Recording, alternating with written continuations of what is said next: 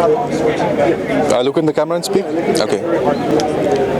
Hi, my name is Rahul Pandita and I'm an author and a journalist based in Delhi. I belong to this small community who lived in Kashmir for thousands of years before they were hounded out of their homes in 1989-90 when an Islamist militant movement broke out in Kashmir Valley in North India. And I think for many years, because of the fact that I belong to this family who were hounded off their home and hearth in 1990, I've been wanting to tell this story for more than 20 years now, and I found some of these passages very difficult to write, to mention some of these incidents.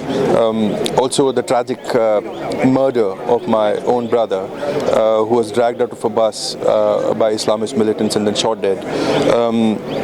But I'm glad I've done it now very recently, and my memoir, my Kashmir memoir, is out just this week. It's called Our Moon Has Blood Clots, and it sets on record for the first time a story which has been relegated to margins in the last 20 years. Because here is this, the whole media discourse has been very unkind to us. Our story has never been told. The whole narrative of the exile of Kashmiri Pandits was completely, or at least partially, ignored by the mainstream media and the liberal discourse of this country. But I think the kind of responses I'm getting now after the publication of this book, and it's been only a few days, that people are very emotive about it, and they're very glad that this book has come out, and it speaks about the other side of the history, which is essentially the fact that there's this set of people, the majority community in Kashmir, who are victims of the brutalization of the Indian state. But what has been forgotten is the fact that the same set of people have also victimized another set of people, which happens to be Kashmiri Pandits. I think as a Kashmiri, as a proud Kashmiri, I'm very aware of the fact that we need to move on as two communities, and there has to be some kind of truth and reconciliation.